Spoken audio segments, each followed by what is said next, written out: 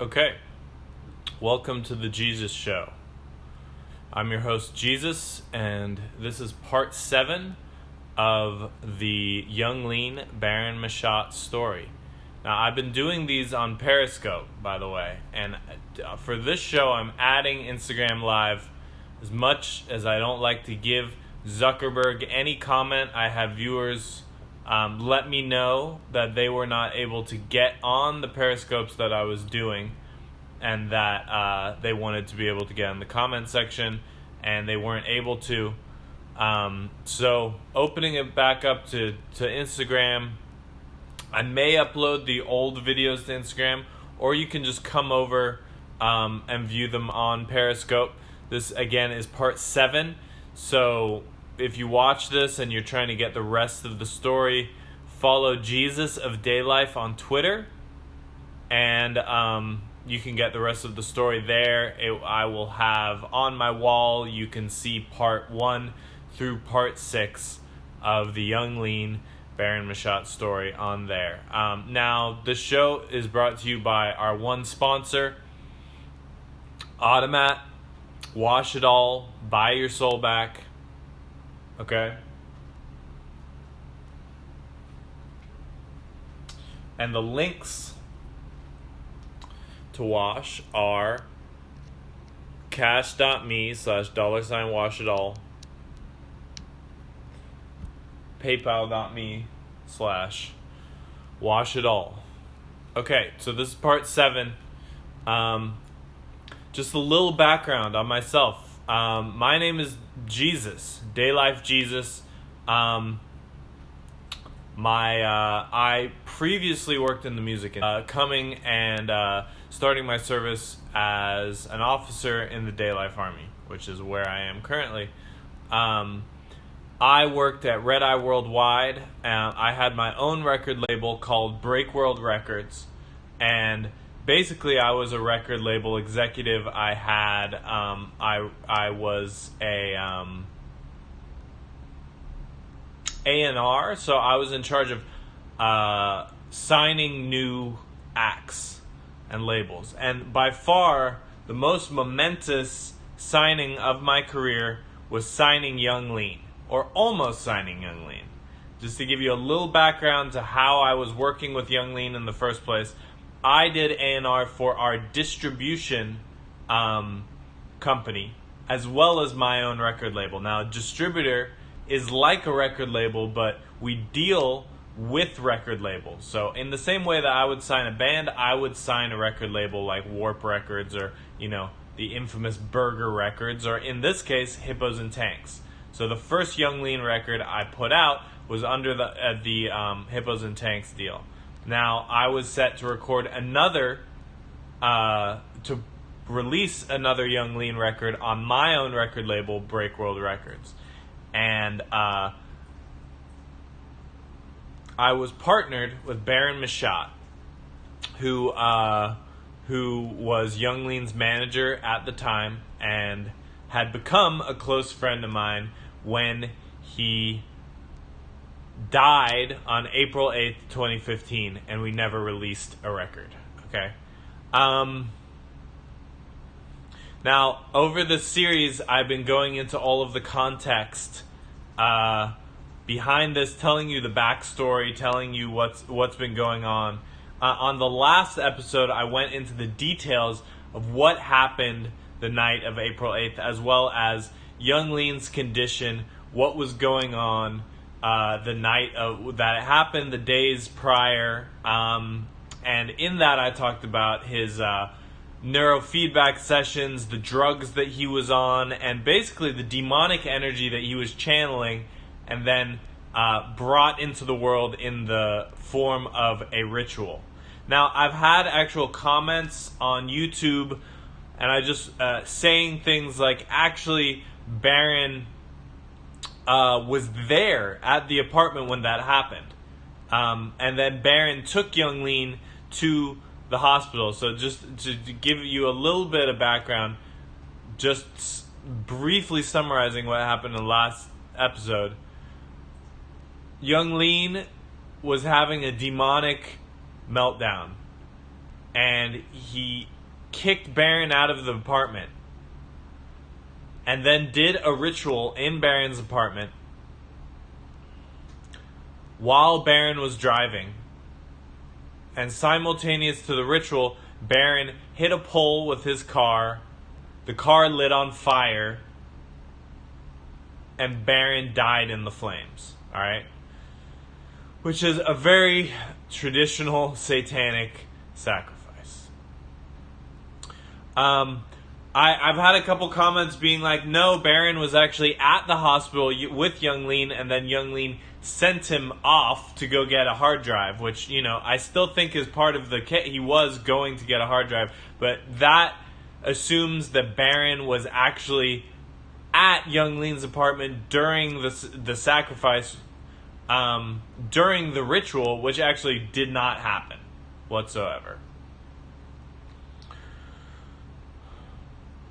So to be very clear, Barron was not there at the apartment. Barron was driving when all of this shit happened.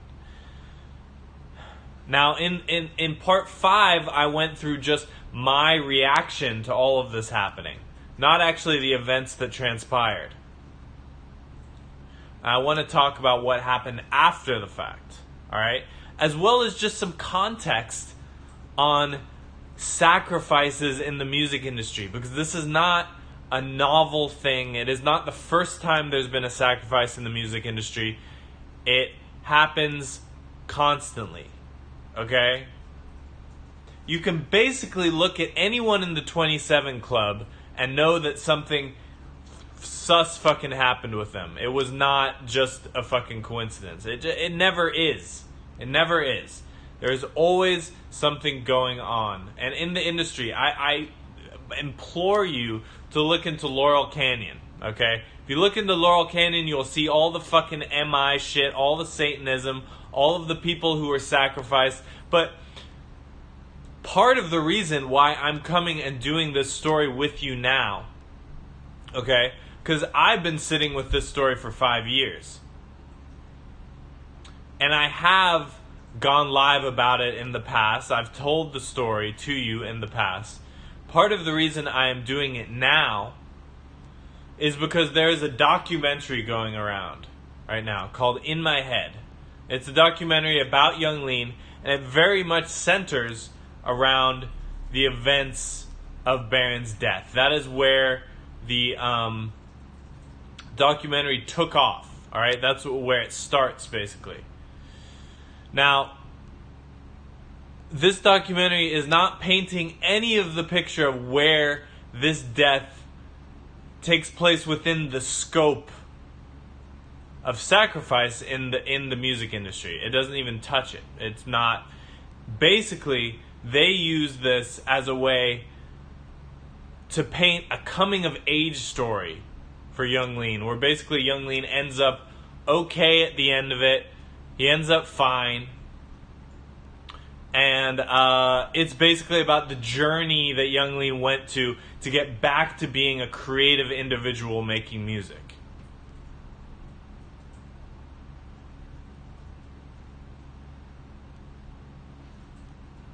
Exactly. Okay, so General Koa just had a really good comment. Not only is it the 27 Club, it is the importance of the individual, the friends of the individual, and the family of the individual that that a person is hanging out with, around, surrounded by, what family that they're in. That is very important. Now, I've gone into this in previous episodes, but Barron Machat was not a regular record label owner. He was not. He did not run Warp Records. He was not an indie record label owner. He was record label royalty. His grandfather was the attorney to the Beatles, the Rolling Stones, and Frank Sinatra. His father was the attorney and manager, I believe, the attorney and manager to Leonard Cohen and Ozzy Osbourne. Okay, so this is the scope of this is way fucking bigger than just an indie record label which you'd be like, why the fuck would you even go out of your way to sacrifice someone like that? And it's true, you know, for a lot of, it's not actually those people who get sacrificed, the record labels. The ones that do are like ASAP Yams, who surrounds ASAP Rocky, who you can literally look up ASAP Rocky satanic ritual and see pictures of him standing within a pentagram doing a ritual. Those are the managers and record label people that get taken out. It's the Brian Epsteins, who was 33 at the time of his death. Another interesting one, because that's the time that Jesus died. 33 and 27 are the two nodes, sacrificial nodes, if they don't get you when you're like 19, 21, where it can be super fucking tragic and they can get all the luge that they're trying to get out of it. But Brian Jones from the Rolling Stones, a lot of the times it's the muse. It's the person who brought soul to the project, okay? Brian Jones was the original guy that, named the Rolling Stones. He was the guy, okay? Mick Jagger and Keith Richards, sure, were songwriters, but Brian Jones was the soul of the band, the heart of the band. Same with Syd Barrett from Pink Floyd. It's always the heart of the project that gets taken out. And Barron Machat, as a manager, and this is what was unbelievable about him. When I met Barron, and then when I met his artists, I was always taken aback because I thought, oh, his artists are really the creative entities in this. They are the ones. They're the weirdos. They're the really fucking savant geniuses or whatever. James Ferraro was like the artist that I also got with Young Lean. James Ferraro was the more independent artist that came with Hippos and Tanks. And the artist that I found that I was like, this is why I want to work with this person. Okay? James Ferraro, when I met Ferraro after Barron's passing, I was actually disappointed. I was like, I thought you were the creative genius. I thought you were the savant. I thought you were the artist. I found out that Barron was the fucking creative spark behind all of this shit. And it was just his fucking attitude, bro. He was a business artist, alright? He was a guy that you brought your ideas to and he was like, alright, we'll make whatever fucking happen. He was the one who would inspire people. He would get the art out of the artist. And in a social setting, he was an artist socially too. That's why hanging out with him was insane. Like, you always felt like he was fucking pulling out of you the best you can be. He was by the time he was doing Xanax in order to get this state, bro. He knew in part that this was one of his superpowers, but he couldn't pull it out of himself. Without drugs, because he was doing extremely stressful things. He was managing Young Lean, bro. He was doing a world tour of Young Lean and 6 other fucking Swedish rappers. And this is an LA guy, bro. And yes, music business flowed in his blood. He was chosen for this path. It's not a regular record label guy. Neither was I, bro. Now, I have a background where, I'm a Christ concept, bro. And I'm going into the story, but I'm going to make it really fucking real to who I am and where I am.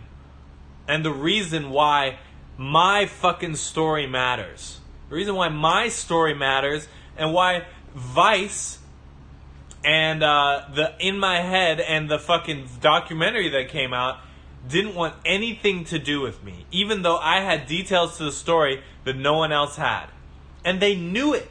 They fucking knew that. If you watch the fucking documentary, you'll see they interview Emily Friedlander, okay? Emily Friedlander is a journalist for Vice. She, when I was in the music business, was like the indie,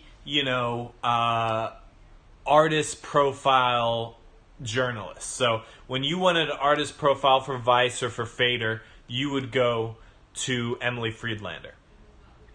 Emily Friedlander also did a piece on me 2 years ago, early 2019, that was inside the social media cult. You can look it up. It's a blast. It basically is a cancellation of me and the organization I'm part of, Day Life Army. I interviewed, that came out last year. I interviewed with her in 2019. I also knew Emily Friedlander because she was at Barron's wake. When I went to Barron's wake in New York, sorry, it wasn't his wake, it was his memorial service. Went to his memorial service in New York. She was there. All right? Now, she interviewed me in early 2019, and we went into a lot of this shit. I said, yeah, bro, I know shit about fucking Barron Machat. I know shit about Young Lean. And I told her what I knew. I told her the shit about the research chemicals. I told her the shit about the brain training device. I told her details that she didn't know about, Vice didn't know about. None of these motherfuckers knew about that shit. That was unique fucking data that I got because I was there and I met the people who did it to him. And I had a close personal relationship with Barron's father. They did not bring me in, partially because they view me as a dangerous individual because I am in a social military. And I basically, instead of transmuting all of this information and just like Young Lean, being like, I'll use this as an excuse to be a more serious artist, make more art, or like Vice, who use this as an as an opportunity to keep their publication relevant for another month, or Emily Friedlander, who used this information to basically make her look like she's always on the scene at the right moment, because she covered me. Now she's covering the fucking the guy who fucking killed my best friend, Young Lean. So she's covering both sides. She's basically saying I have a monopoly over all of this information.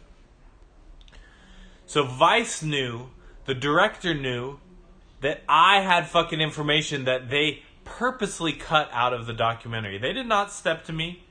They did not come to me trying to get that. Partially because they feel like they can steal from me and get away with it. Not only was my fucking friend, my mentor, my fucking inspiration for what I was doing stolen from me. They're like, we will take this story and put you nowhere in it. Like I said, I was an integral part of it. And I have parts of the story that just aren't there. And I have a perspective of the story that just isn't there. Vice at the end mentions, it could have ended up like Lil Peep. It did fucking end up like Lil Peep. Except Young Lean didn't die. No, I don't like fucking Young Sherman, bro. I met Young Sherman. I met these guys. I knew these guys. I don't give a fuck about this shit. Do you really think it's worth it to sacrifice my friend for the music of Young Sherman? For the music of Young Lean? For fucking Thai Boy Digital? For Echo 2K? No. That is not worth a sacrifice. That is not worth a death. And this shit happens all the time, bro. When they are out of story. And for Young Lean, bro, there was a fucking... They needed something to fucking send him on the path that they wanted him to go. And that path is what enables publications like Vice. That path is what enables journalists like Emily Friedlander. They need this story, or else they would be irrelevant. See, I don't need this story. I'm telling you this story. I don't need this story. This story made me who I am.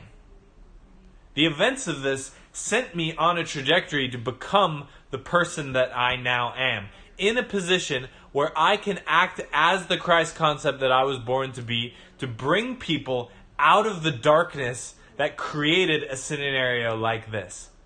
It created me so that I could usher people out of sacrifice, out of murder, in order for the sake of pain matrix creativity. That is my role in this. That is what I bring to the table and what was created out of the sacrifice, okay? So Young Lean getting handed the fucking research chemical in Japan. Young Lean being taken and done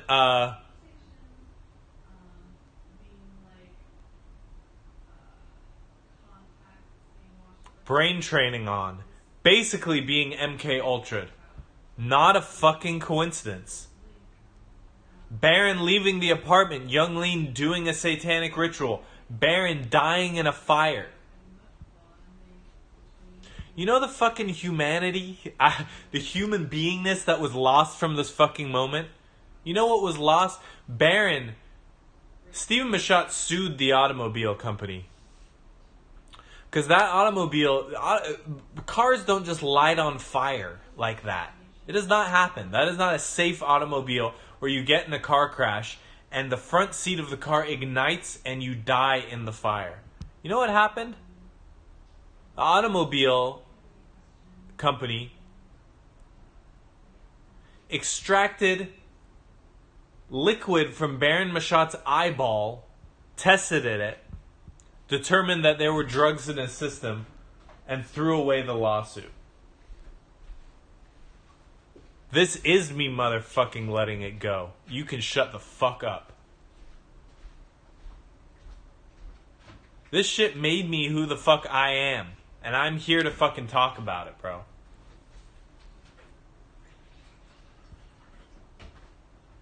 Me letting it go and then letting Vice fucking tell my story divorced from the fucking, from the truth, from the context, and getting another fucking month of fucking, you know, getting to fucking do what they do, getting to do their own satanic rituals off of my story, off of my friend.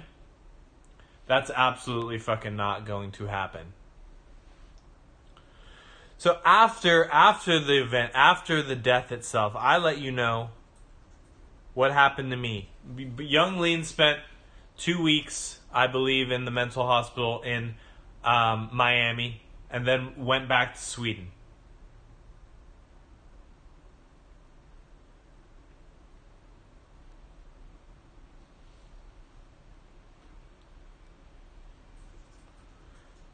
After that day, I was in contact with Stephen Machat every day. And in episode 5, I talked about how I was kind of like a replacement for Barron. I even was asked to come and work for Hippos and Tanks as the new fucking guy, as the new Hippos and Tanks. I was like, I'm not fucking really ready for that. But we were like, all right, let's talk about it as a fucking management company, blah, blah, blah. Are you fucking ready to fucking fill these shoes? And I was like, it was overwhelming, bro. Episode 5 of the Barron Machat Young Lean series that I've been doing. Now, this is my first one on Instagram, so if you're watching on Instagram, go follow Jesus of Day Life on Twitter, and you can see the other 6 videos. This is the 7th in the series. They're all on Periscope. I'm now simulcasting. You can come find me on Periscope as well to do this. Day Life Jesus on Periscope.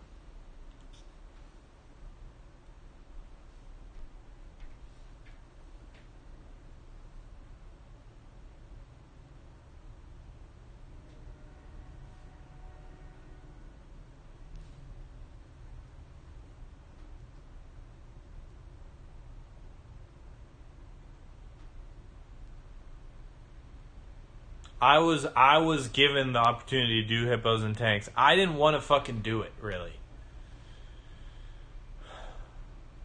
But basically all the pressure around me was like, you gotta fucking fill Barron's shoes. You gotta be the new fucking Barron.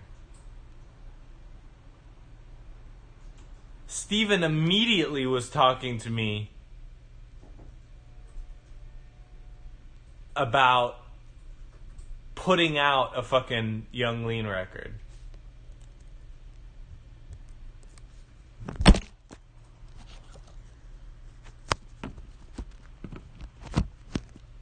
Like, we were still gonna do the record in Barron's memory.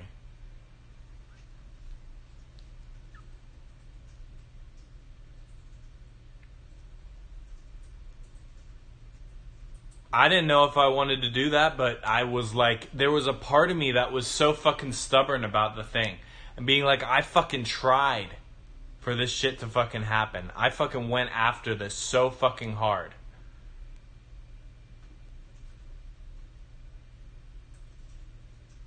That I'm going to complete this. I'm going to complete this fucking process. I'm going to complete the journey that I was on to fucking do this.